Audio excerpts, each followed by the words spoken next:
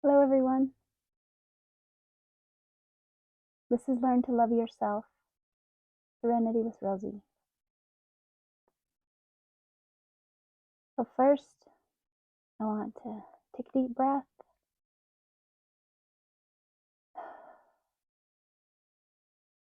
and bring peace to this conversation. The topic that I want to talk about today is psychic gifts, and I will be sharing a couple stories of my experiences. The first thing is a lot of people think psychic gifts are only certain people can have them.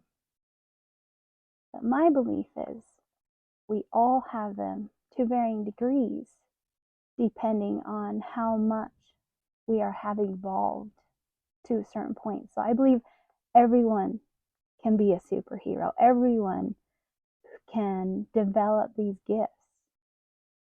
And so it's not especially to say that you're the only one who can have them. I believe everyone can have them.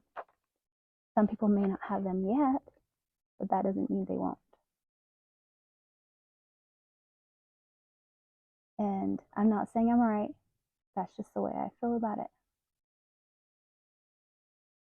So I want to invite the archangels and the other angels to accompany us, spirit guides, while we have this conversation. And I hope you can feel the truth in these words.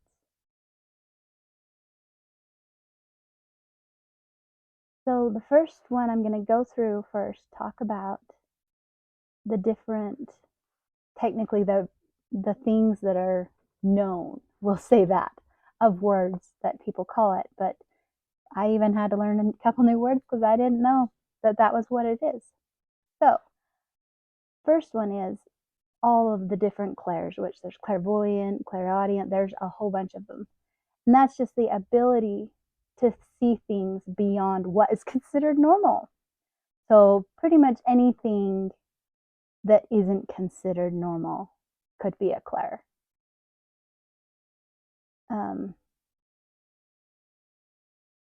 And so then the next one could be telepathic communication or telepathy. Telepathy is when you can read or transmit thoughts from other people. That's the definition. But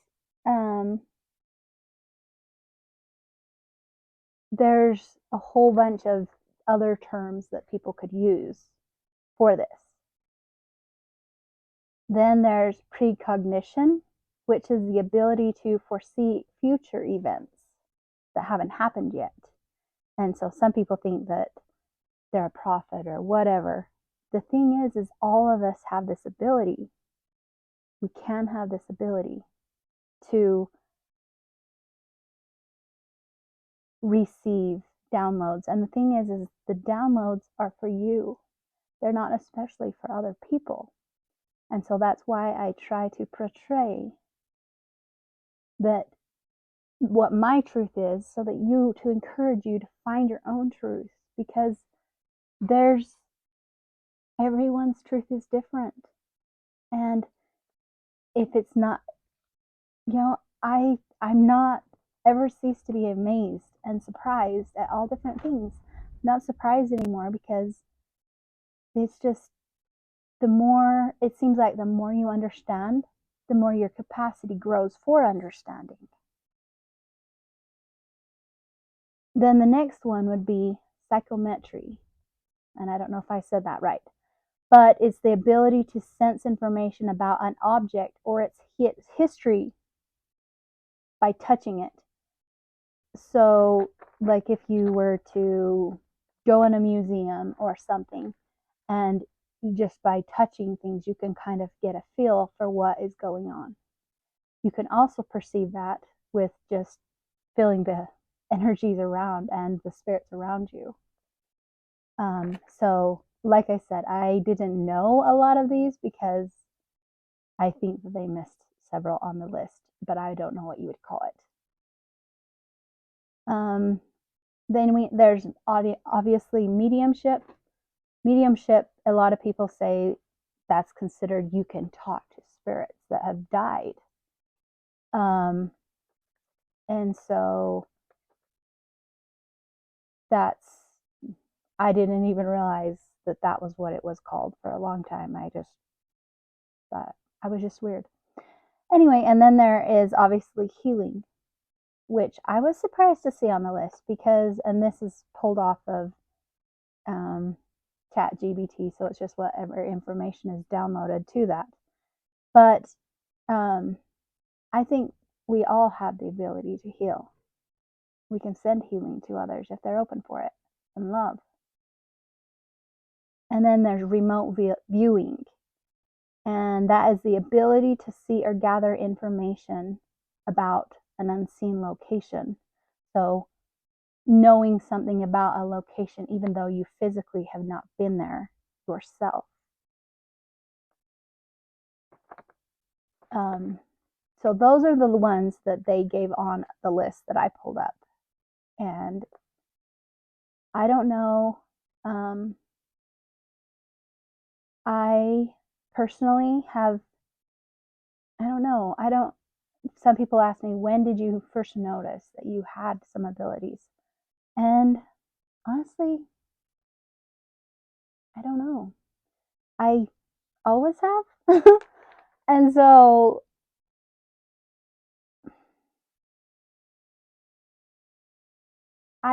I think that sometime I'm sure I had to go through something to help me learn those. But like, we'll take the clairs, for instance, clairaudient, clairvoyant, all of those.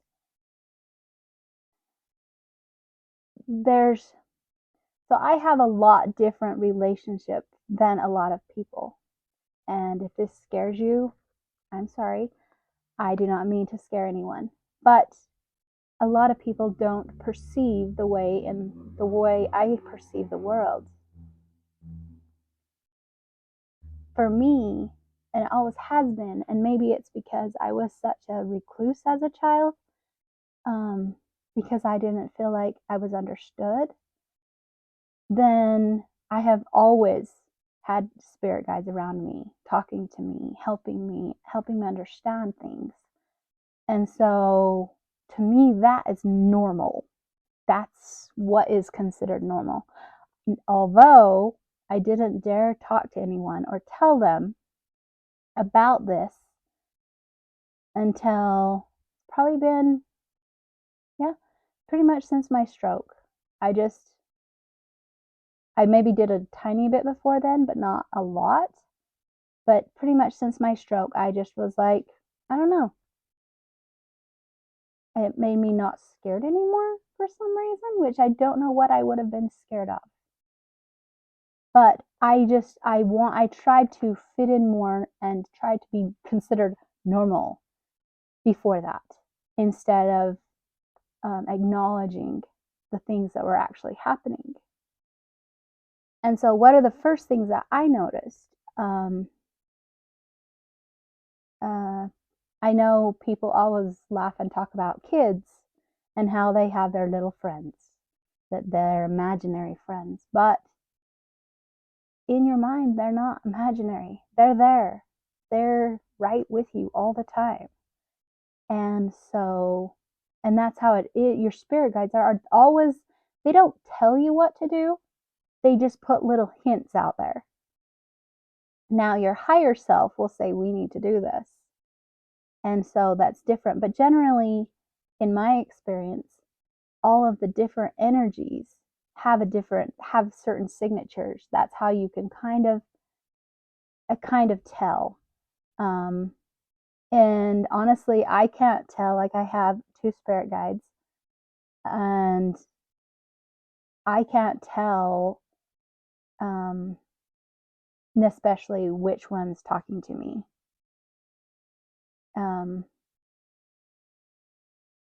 And so I don't know.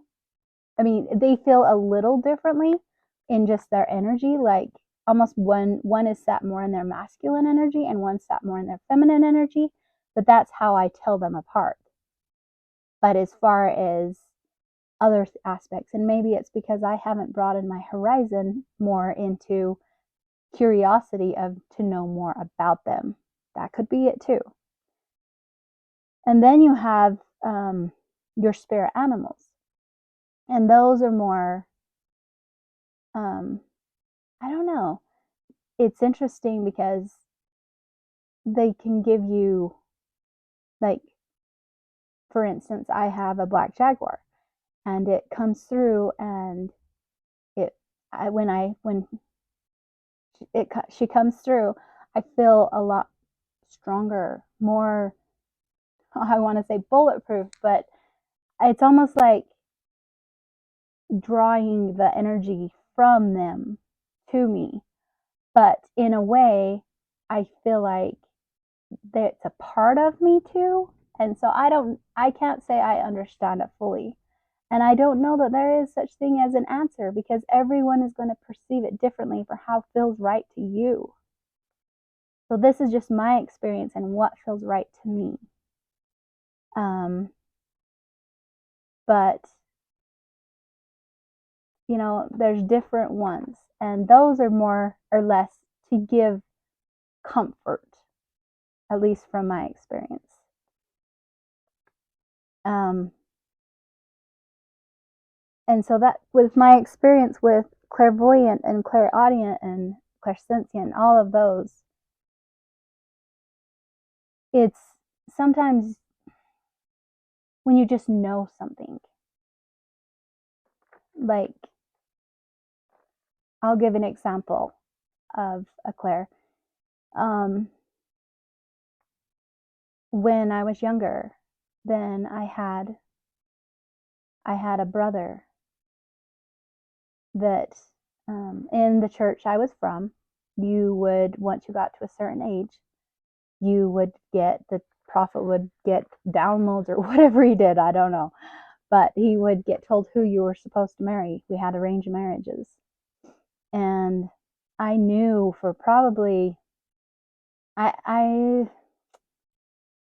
see, pretty much it was probably 6 months before he actually got married. Actually, no, it wouldn't have been 6 months, because school year starts. It was just a couple months then into the school year. Then I knew, because I had this teacher's aide that assisted the teacher, and I just knew she was going to marry my brother. And I was a little disappointed, not to be rude, but I was a little unnerved about it, because she wasn't a kind person, and I knew that she was hurt a lot. And I'm not saying she was to criticize her or anything, but I could just feel the pain that would carry with that situation. But nonetheless, I knew it was going to happen. I just knew it. And I don't know how I knew it. I just knew it. I didn't dream anything.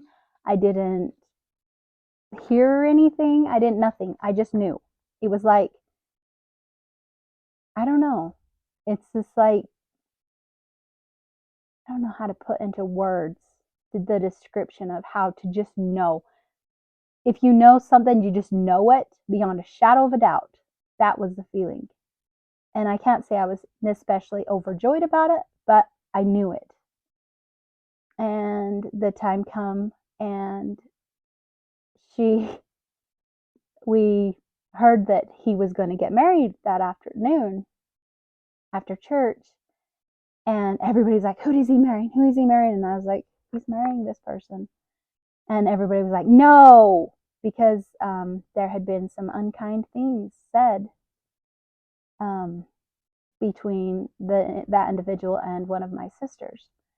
And so my family didn't think that was great, And so they were like, why would you do that to him? He is such a nice guy. And I was like, I didn't choose it. This is just what's going to happen. And so I had a bunch of people very upset at me. And then lo and behold, when they showed up to our house, I had a lot of siblings that were very mad at me, because they were like, why? How did you do that? How did you make this happen? And I was like, I had nothing to do with it. I was just simply telling you. so that was just one situation of many things that happened where I was definitely not considered normal.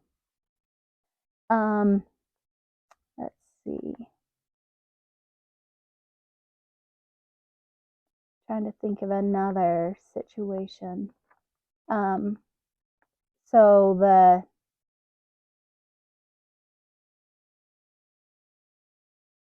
I've had an experience where actually it was a brother and his wife had two. She had a stillborn and then a child, another one that was born before they were old enough to survive on the outside of the world or inside the womb. And so they were born, they weren't matured enough to breathe on their own after she lost those two little babies. And it was really sad and really and just seeing how devastated she was, it was really, really heartrending. And I just felt for her. And one night I had a dream that I saw a picture of their family, and on her lap was sitting a little girl. And we hadn't heard that she was pregnant or anything. And shortly after, then we heard she was pregnant. And everybody's like, oh, I think she's having another boy. And I was like, it's going to be a girl this time. And they were like, yeah, whatever. And I just didn't say anything else because after the last stigmas of many of the stigmas that I received from people who say, oh, you just think you know it all. And it wasn't, I felt bad because I don't know it all. I don't. But it confuses people because then sometimes you just know things and things happen. And it's not that you know it all, just somehow you had a knowing of it. And so I actually have a picture. That picture I saw in my dream. I actually have the actual picture of that, what I saw in my dream. And it was a girl. And so that's just another story of how it can work. I'm sure many times, when you're sad or lost or heartbroken or discouraged and you ask for help and then you feel someone give you a hug. And some people think it's creepy. It depends. Because that was a lot of my comfort as a child, maybe that's why I think it's fine. Every once in a while you feel spirits or whatever that come to kiss your cheek, or just it's not, to me it's not weird. But I know to the outside world they consider it woo woo or crazy or creepy or whatever. But to me, that is normal. And so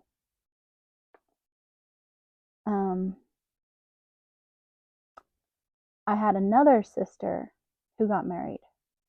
It was arranged marriage, and I don't know why. I just remember, even still, just to describe how I felt, it was, I heard she was getting married and I didn't know the person. I didn't even know him. But it felt like death. Literally. Like what you would imagine death would feel like. It was not like light death. It was like the darkest, deepest pain. And every time I think of it, that experience, it still affects me. And I think what I pick up on, and I've analyzed this because I was only like 10, I think. I don't remember. Let's see. No, I think I was actually 12. And yeah, I was 11 or 12. And I just remember that we heard that they were getting married the next morning or the next day. Or no, wait. They were getting married that afternoon. And we heard about it at school because we went to a private school that was only for the church members in Salt Lake. And I just remember there was just such a death, or just it was a forlorning feeling, just like an impending doom. And it was so strong.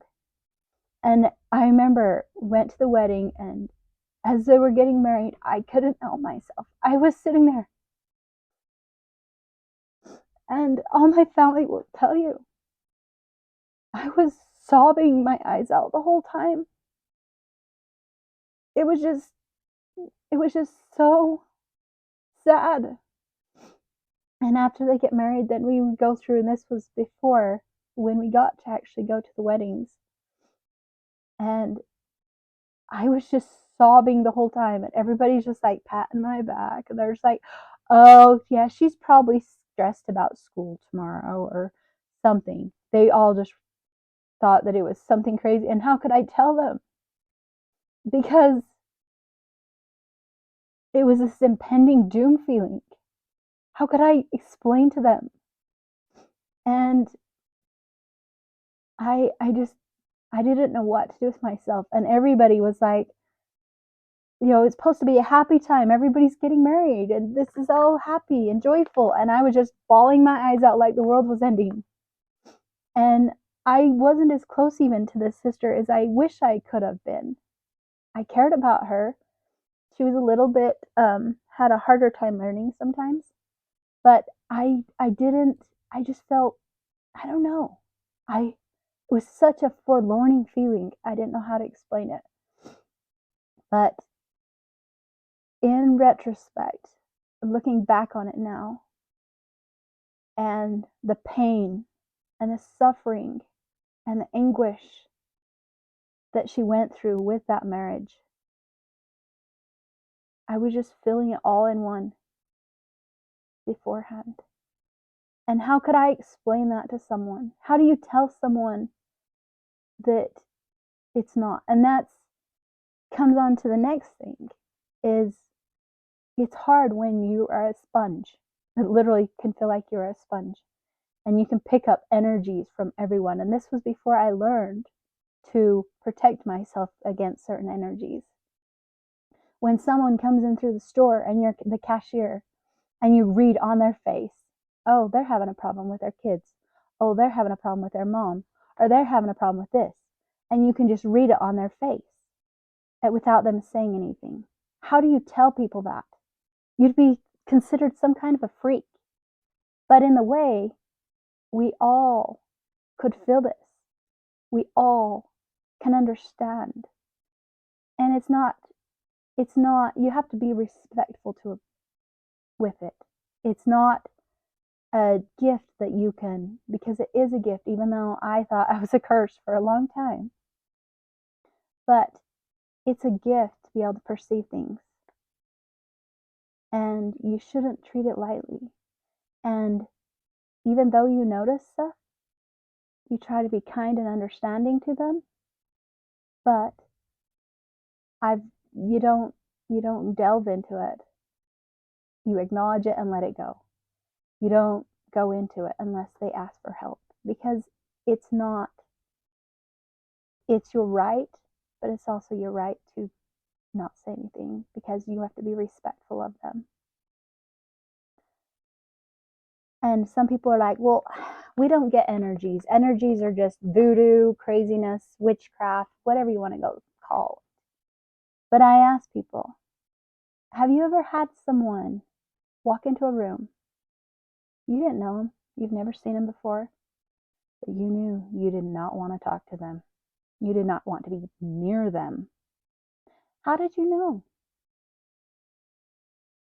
How would you even consider that you would have any idea about why. And so to me, energy is everything. Everything has an energy, down to the smallest molecular atom. Everything is energy.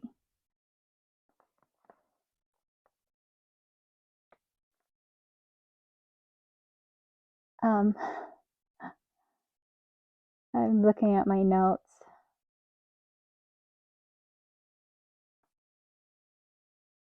You hear experiences of people where the parents just felt very urgently about something, and so they acted and narrowly missed having a bad situation happening. Or there's stories of parents having superhuman strength and lift a car off of their child or something. Those are not uncommon. People have that all the time.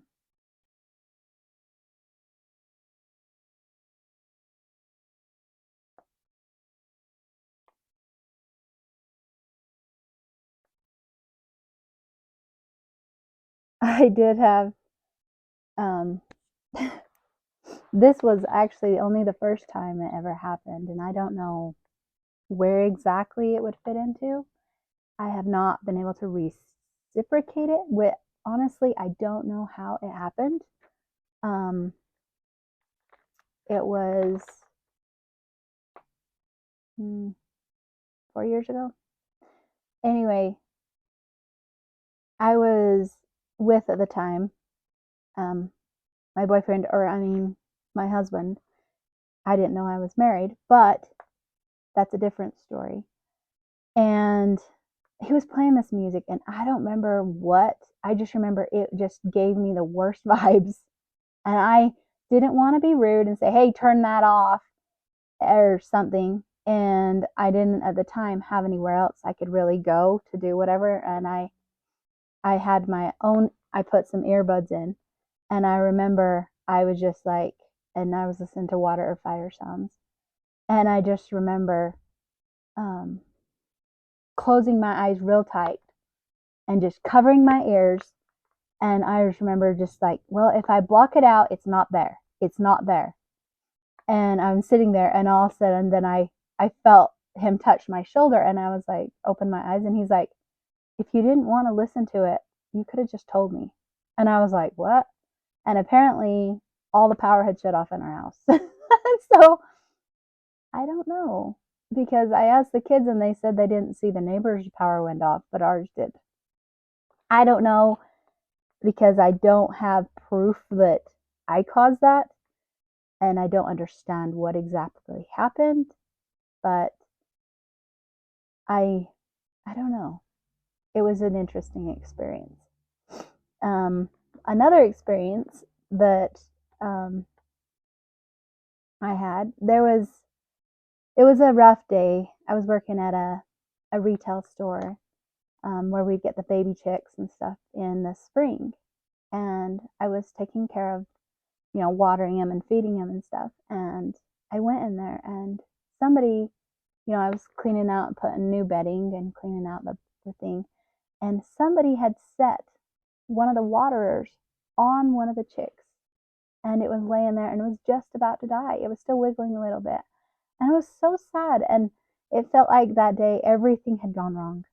It just felt one thing after another, and I was just like, you know what, you are not dying today.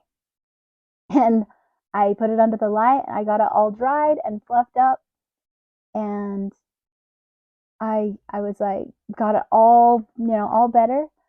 And I was like thinking it was going to be fine, right? And then all of a sudden it flopped over, and I was like, what? No, wait, you can't die. And it was just laying there lifeless.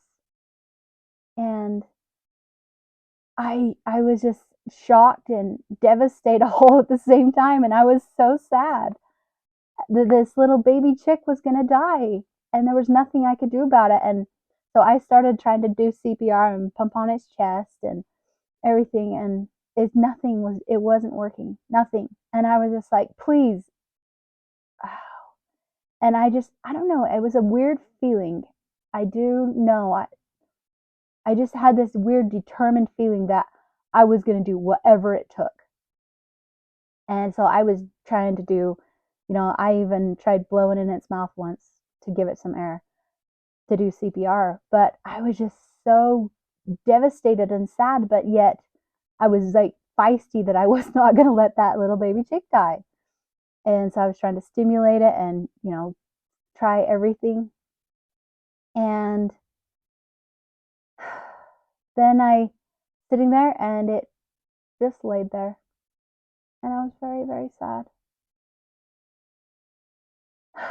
after having all that. And I was like, I'm so sorry, baby, that you died.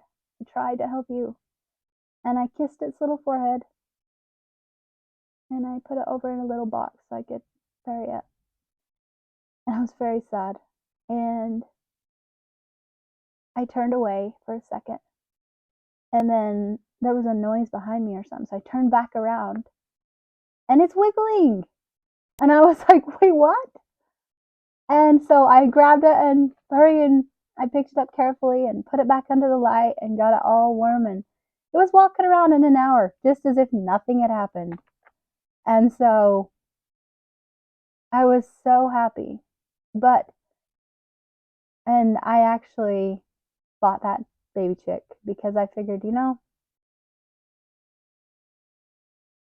yeah, and its name is Lucky. But I don't know.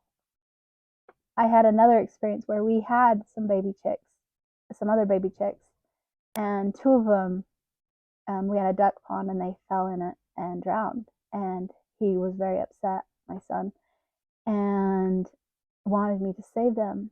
But I couldn't get that same feeling. So I don't know exactly what difference it was. I don't know. I don't know what the difference of the factors were in my reality. And my son was very upset because he's like, "Well, you saved this other one," and I was like, "I'm sorry, I can't seem to get it together. I don't know." But I think that when you want something to happen, it doesn't happen so much, but you can be surprised about it sometimes. And I don't exactly understand how that works, but that's just another experience. Um, but there's another thing, and I think a lot of people, the telepathy, a lot of you have already experienced. I mean, how many times have you were thinking of someone and then they called you or text you?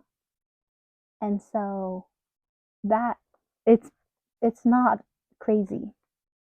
It's common. And I've had different ghosts do different things. I've lived in haunted places, and for the general rule, most of them are pretty amiable. Every once in a while you meet one that's very not nice, and I have trapped him in energetic bubbles before. But as a general rule, most of them are just curious. And I don't have, to me, it's not something scary. One of my friends has a box that washed up from the ocean, and it was somebody's ashes. And they showed me this box, and they're like, "What do you get from this?" And I was like, it was an excitement. They were excited because they would take him with them to explore the world. And so we never know why things happen, things that we don't understand.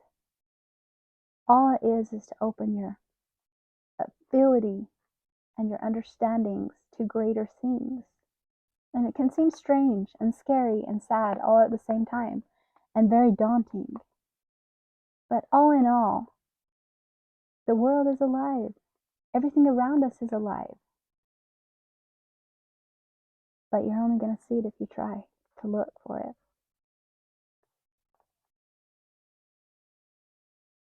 Let's see.